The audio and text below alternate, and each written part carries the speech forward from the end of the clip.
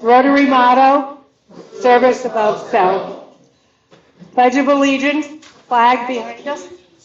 I pledge allegiance to America and to the republic, one nation under God, indivisible, with liberty and justice for all. Okay, Chip, what do you have for us? Please join in prayer or meditation as I say, bless this food to our use and us to thy service. Amen. Thank you. Now, Chip. And email the song. Okay, gentlemen and ladies, turn to page 17. And we're going to sing in gusto of how we get along in Rotary, side by side. Oh. And we're going to get a little help from Mitch Miller this morning. At least he's going to get us started in the right key.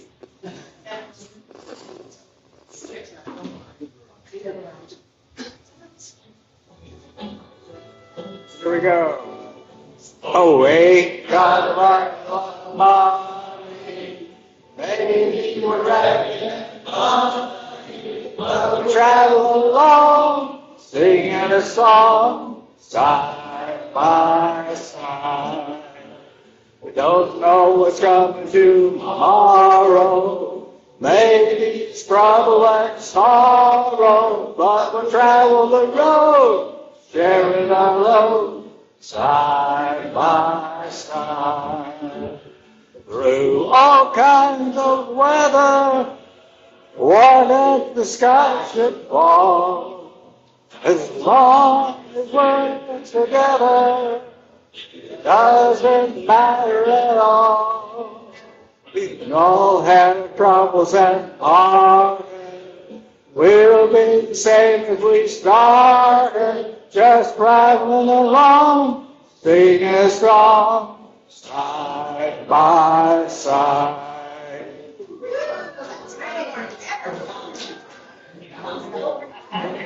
There we go. Thank you.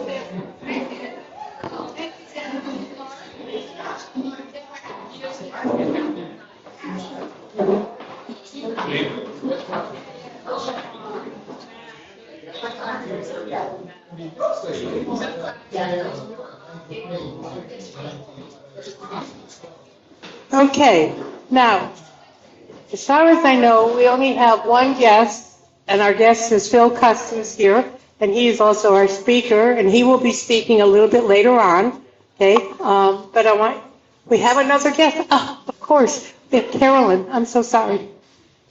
Okay? Carol Carnegie.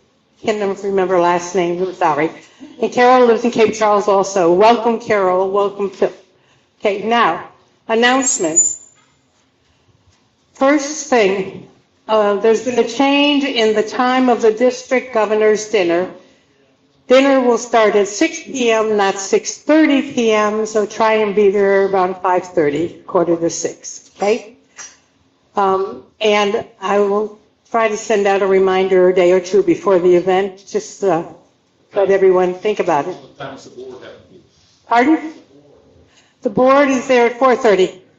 4:30 to 5:30, yes. Okay. And last week we talked about the candidates forum for the town of Cape Charles elections. And we decided that we only needed one forum, so I talked with the Civic League of the town and told them that we would be happy to partner with them, and they agreed. So now I'm looking for 2 to 3 candidates who will help that night, and the date is now set. It is September 17th. It'll be at the Civic Center, and I believe it starts at 6 p.m. We need probably 2 or 3 volunteers who will help running the event. Maybe it is a Thursday evening. Okay, so if you think you can volunteer your time that Thursday evening, let me know, and I will get to them. If we have more than enough volunteers, I will see how many they need, and we'll just give you an opportunity to back off if you need to. What will we be doing? The candidates forum, well, it depends. They will be doing a combination of either vetting questions from the audience, being runners, getting index cards from the audience, questions to bring to the group that's going to vet the questions. And I don't know that we'll do anything in terms of helping to prepare the questions. I think they have that already set up. Okay. Okay, so if you think you want to volunteer, please let me know. Last week, I brought up that one of our members mentioned that it was unusual for us to fine our members if we didn't have a pin on during our meeting or if our phone rang during our meeting. And I asked you to think about it, and I said we do a hand-raised vote today to determine whether or not we want to continue to fine or whether we would prefer not to fine members. So, if you want to remove the fine, no, pardon? Can we make some statements about that before? What would you like to say?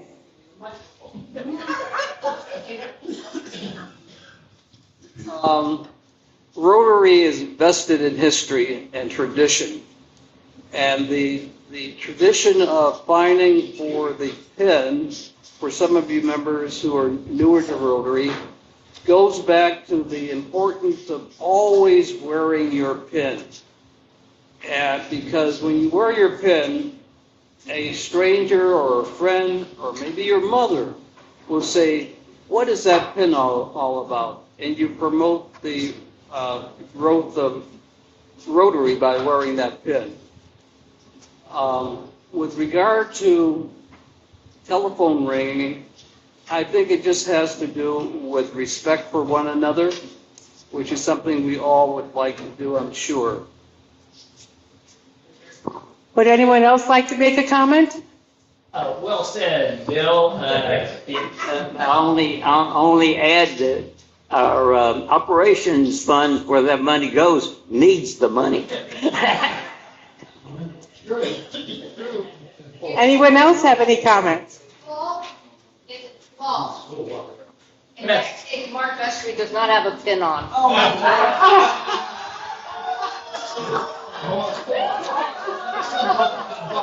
Thank you. Thank you, George. George is paying the fine. Okay.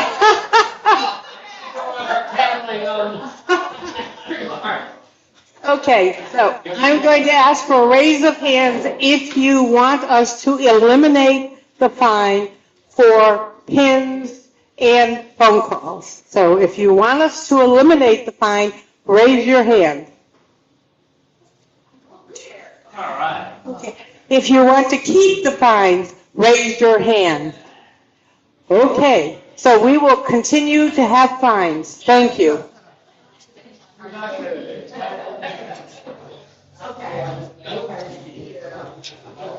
What is that, Mark? Okay, the last thing I think it's the last thing I want to mention is that the giving committee created a form for organizations to complete when requesting funds from Rotary. I haven't updated the changes you asked me to do last week, Tim. You have updated it? Okay, that's okay. That's okay. I will pass it around so you can all look and see what it is. We approved the form. Just for your information, it basically, we never had anything in writing that when an organization wanted to ask us for funds, we never had anything in writing to give them. And we decided that it really was important to know who wanted the money, who the contact was, because contacts are very important for us to share that information. Sorry. And so the giving committee, which initially was called the fundraising committee or charitable giving committee. Anyway, we came up with a form. Katie modified it after we reviewed it. We brought it to the board this morning, and the board voted to approve it. So I will be letting you all know. I will email. I'm sorry. Is that me? No, it's me. Oh, okay. I will send out in the next couple of days an email to everyone here and those who are not here, a copy of the form so you know what it looks like and you have it. And if you know of an organization that is currently not on our charitable list and you would like them to be added, you can hand that form to them or email it to them and they can submit it to us. It does ask for a 501c3 if there is one, if it is a 501c3 organization. The only reason we're asking is just for verification. If they don't have one, that's okay. We won't not support someone because they don't have a 501c3 or they're not a 501c3. We will look at it based on the merit. So, and I will also ask that at some point in the near future, we put that form on our website, the one that everyone can see. So, I don't think I have anything else. I think Dora asked me a question before. She just raised her hand to remind me. Do we know when we're going to be doing backpacks for the school? Does anyone have an update? Sorry, no date yet. No date yet. They're still waiting for arrival of pieces. Okay, so maybe next week we'll know. So unless anyone have any other announcements? Bill? Well, please. Just a reminder, there's no luncheon next Tuesday because we're at the dinner. It's next Tuesday? 2 weeks. 2 weeks. And just a reminder. Yes, that is true. When we have the district governor's dinner, we will be taking attendance, so it will count as a meeting for those who attend. And we will not have a meeting at noon. So you know. Do you want to say something, Bill? I have 3 announcements. I spoke with Betty Bivens yesterday, and she's coming along slowly. She's still in pain, and she probably still needs your thoughts and prayers. The second announcement is the school supplies box is right over there. So if you've left your school supplies in your car, please put them in the box before you left, or you can give me some money. In fact, Ken and Bill Murphy have each given $50 to the school fund, and this is the last day for delivering supplies. If you have them at home, let me know. I'll come by and pick them up. And then my third announcement, and this is a very important one, and it's related to Joan's poll earlier. Paul has asked that I make him Deputy Sergeant at Arms. So he's authorized to collect fines. I vote against that. Anyone else?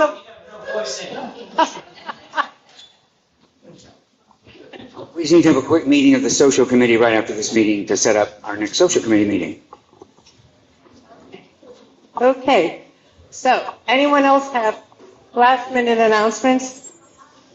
Okay, so next we are going to do Happy Dollars. Who has any Happy Dollars? John. John gives more money. All right. I have Happy Dollars today. I have Happy Dollars today for Phil Pencils. I don't see him often. I've known him a long time. His son is now my landlord. You have to be careful about what I say. Soccer, and baseball, softball, all things that he did up there.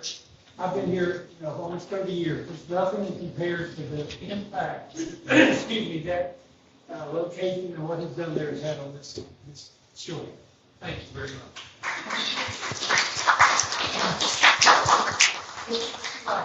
$50.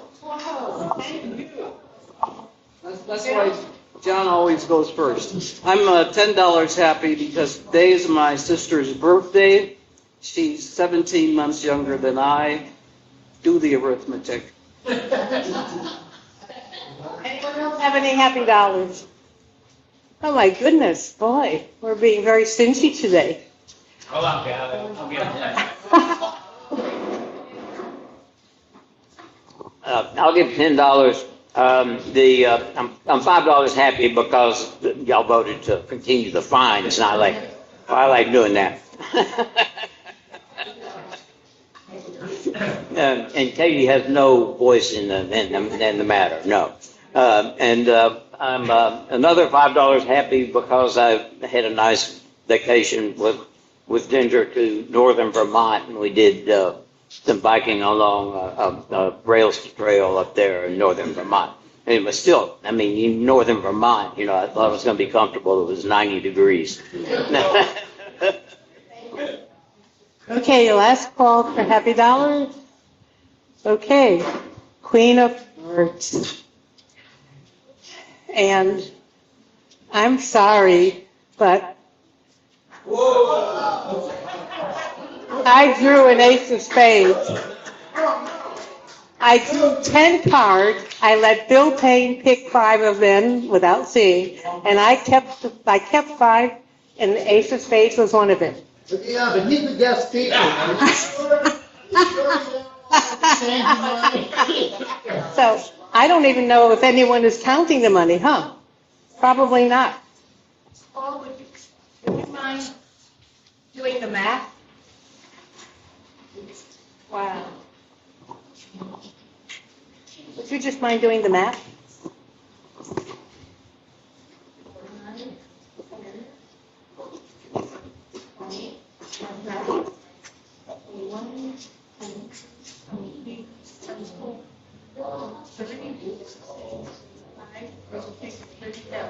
Thank you.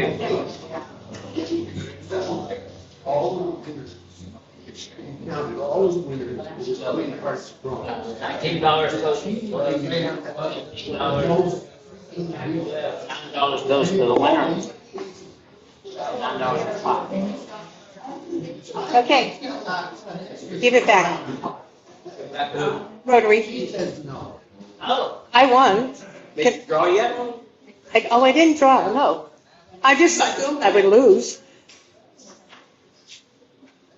Why don't you pass out the cards since I have to pick them?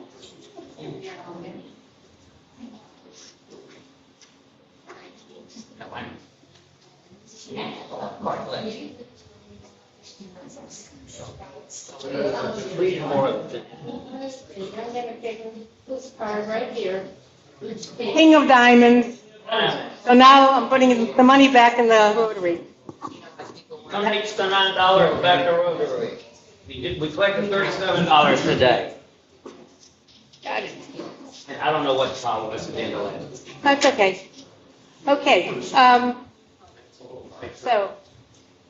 that being said, I think we're now, I don't have anyone to my knowledge who is celebrating birthday this week. So I'm going to introduce our speaker, who is Mr. Phil Custis, and he is going to be telling us about the Custis Park. Thank you. First, I want to thank this club for being so supportive of the Randy Custis Park. And I want to thank Bill for treating me to lunch. He said, I said something to him, but would you treat me to lunch? And he's treating me to lunch today. I didn't know he was as frugal as I was since he's not paying for it. But thank you, Bill, anyway. First of all, I'm going to give you a little history and then where we are and then what we want to do next. The history of this park was about 10 years after my son was killed, my second son started Little League, and I started attending the park. and they had been at the place where they were now about 10 years. And they had contracted with Mr. Rogers with a lease for 20 years. And I raised the question, I said one night, I said, you know, you've put these ballparks in, you put this fencing up, you've got a concession stand. In the 20 years, you're going to lose this infrastructure that you've got. I said, we need to do something about it. Kenny Collins pops up and says, you know, I make a motion that Phil Custis takes care of the problem. Somebody second, they all agreed on that. It shows you shouldn't open your mouth sometime. So what I did was, first thing I did was get a 501c3 from the IRS. It come back and on March 27th. March 27th happened to be Randy's mother's birthday. Now I thought that was rather significant. They had 365 days to pick her birthday. So after getting this back, I went to Mr. Rogers. I said, would you sell this property? He said, yeah, give me $52,000 and we'll sell it to you. So I go back to the Little League. I said, he wants only $52,000 for this 15 acres. And old Dick Webb said, we ain't never paying for that. I said, Dick, we'll get her done. And so what I did was I went to the towns of Belhaven, Exmoor, Nassauwattucks, Eastville, and Churton, and in Northampton County. I said, for the next 4 years, I'd like for each one of you to give me a certain amount of money so we can pay for this property. Because I had gone to my banker, Andy Dewar. I said, Andy, we need $52,000 for this property. He said, that's no problem. He said, just give me 20% down and I'll take the lien on it. I said, Andy, I ain't got 20 cents for it. I said, you're going to have to give me the whole $52,000. Hey, I can't do that. I said, yeah, you can. I said, by the way, I said, I need a butt of interest in that agricultural interest you've been charging me. As a farmer, we don't get too much breaks. I can tell you that right now. But anyway, he agreed, gave me the whole $52,000. So that's when I went to these towns. Every one of those towns in that county met that obligation. At the end of 4 years, we had it paid for. Later on, we doubled the size of that with another 50-some thousand that we raised. We've never borrowed any more money since then. Everything we've done since then is pay as you go, which I'm pretty darn pleased with it, and we've got some money in the bank now. So what we've acquired was about nearly 40 acres up there now. In that 40 acres, we have 6 pickleball courts. On the outside, we've got 2 courts on the inside, the blue building, which we later built. We've got batting cages inside for the girls and boys. We've got the concession stand has been doubled in size. We've got soccer courts, soccer fields. These soccer fields are just been acquired of a set of lights. I think you all were involved. Those lights we just got up, they're running and going. We several years ago, I went to see Dr. Schaefer at the community college. I said, you know, you could raise your profile if you had a sports team. And he agreed. I thought academics weren't too much on sports, but he totally embraced it. We won, and last year the soccer team for the community college placed 3rd in that league. We've got Chase Boxer, I believe his last name is. He's coaching the soccer team at Northampton now, and also at community college. I said to him, what do you give a lot of the credit to your success for? Winning 3 state championships in the last 4 years in Northampton County. For that little school, I think that's pretty remarkable. He said that feeders that we get from the shore soccer there in Nassauwattucks, he said that's what the key is for us winning, because they develop these players and they send them right on up to the high school. And these kids, not only in soccer, but in baseball, we also have, what is it? I can't think of the other name, but anyway, we have several sports there, and these kids are able to get scholarships if they're good enough. We've even had a Major League Baseball player come to our system. And for a county of 15,000, you don't know how remarkable it is. You have a baseball player, Major League Baseball player, when they all are coming from all over the world. In Northampton County, in their history, we've had 4 Major League ball players here, and one of them is in the Hall of Fame in Cooperstown, which is really remarkable. Anyway, I'm getting back to getting a little off pace here. We got these pickleball courts, and so I want to go right there. I want to give Thomas James credit for a lot of work he does. I mean, that guy, I can shake my head. I don't know how in the world he stays married, because he's never home. He's up at it all the time working on something up there. So it really, he does a great job for us. But anyway, the baseball, I want to see if we can't get that field fixed up some and get some lights on that so we can have the community college have a baseball team and maybe have a summer league there too. I'm a big baseball guy, and I think that's the second toughest sports to participate in any sport in the country.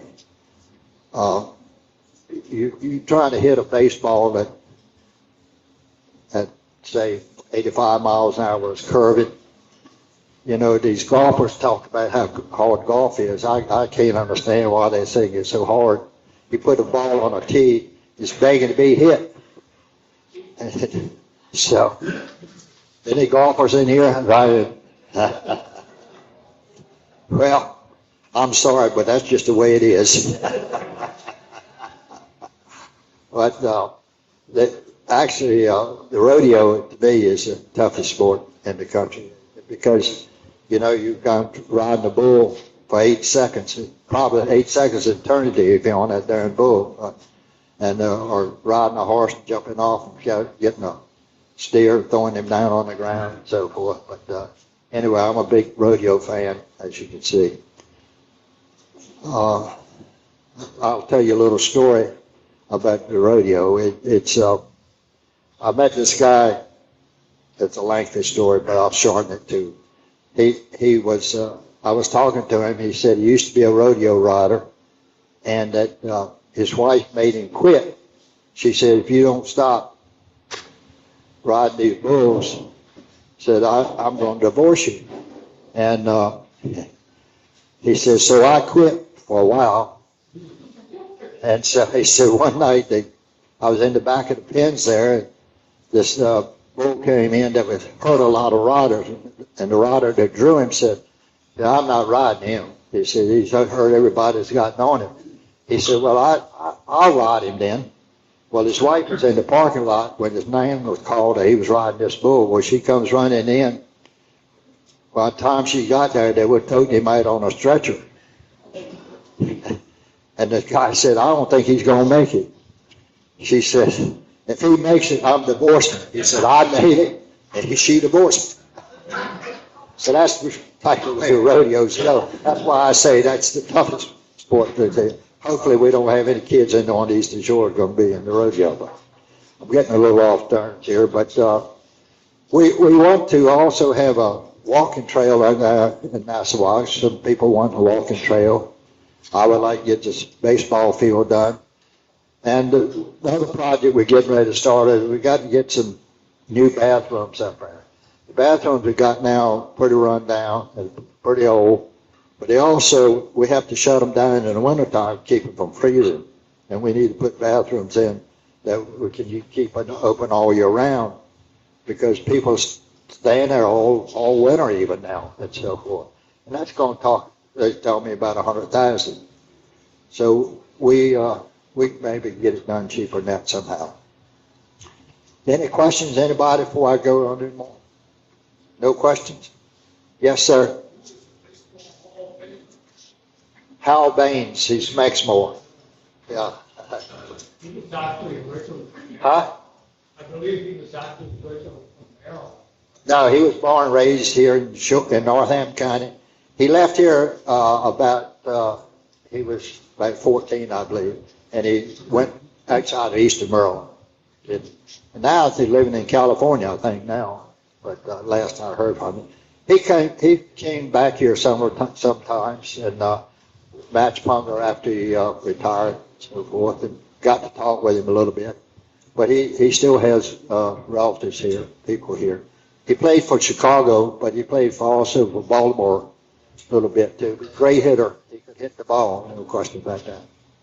But the other ones were Chuck Churn, was from here.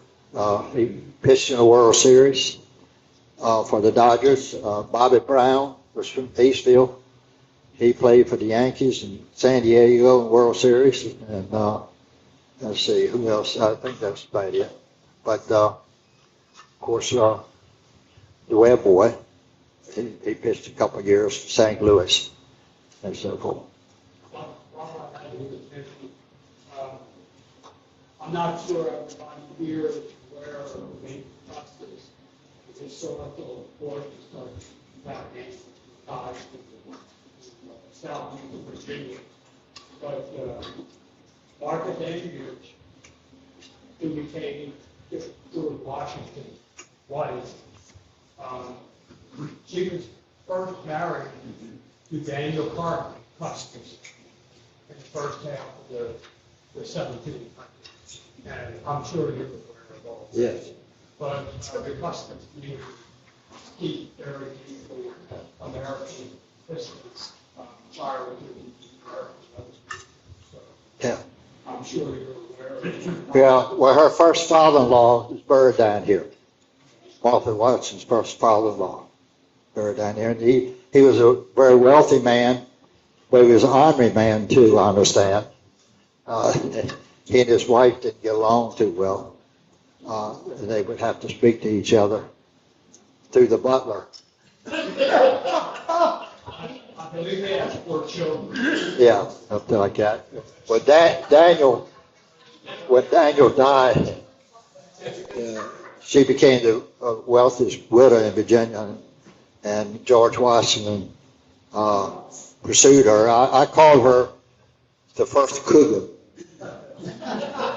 She was a bit older than George. And so, but, you know, they had a good marriage. What I've read and everything, they had a great marriage. And her money helped them get ahead. And that's why I have to work today. I didn't get in that money.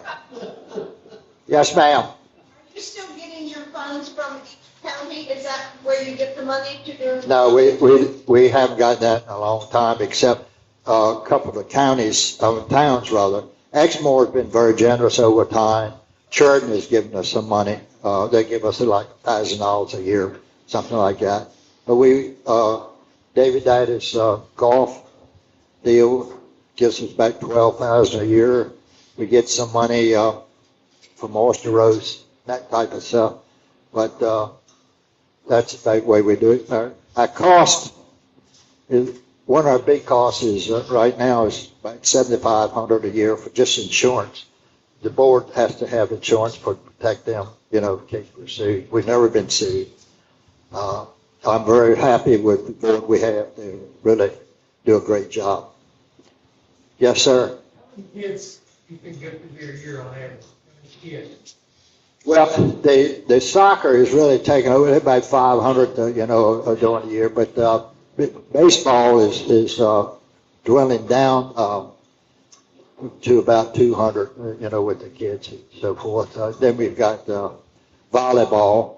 And so, what's great about the place is the kids got different sports. And I believe that soccer, they strengthen their legs and strengthen their lungs. And I'm not a big soccer fan. I mean, how hard is it to kick a ball? But a baseball, as I've said, I said that on the radio at WSR one time. Oh, Lord have mercy, did I get some feedback on that one? What sport did you play, by the way? Baseball. That's why I know it's so hard. I wasn't very good, but I loved it. It didn't love me back. So, baseball, I think it builds character. You fail more than you succeed. And I think that's good for boys to play that because you don't always win when you play.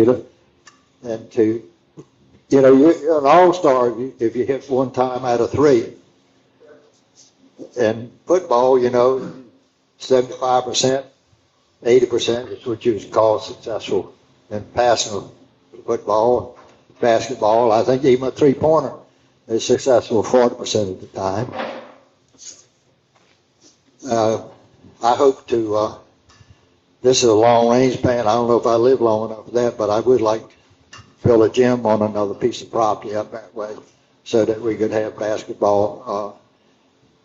Basketball today is, for colleges, is nothing but pro again.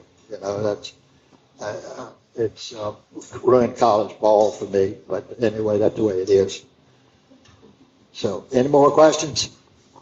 Again, thank you for listening to me. Thank you for my support for the Randy Custis. And Bill, lunch is on me next time.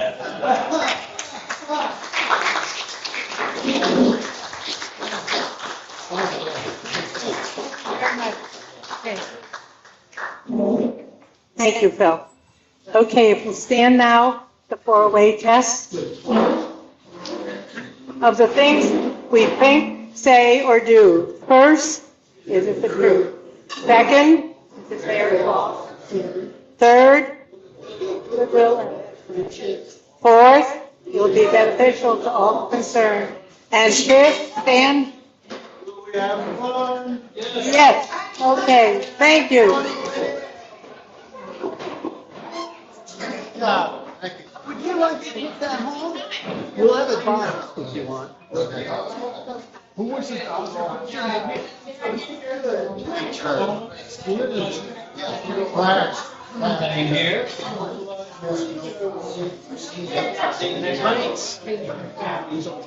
Real first name. Clarence.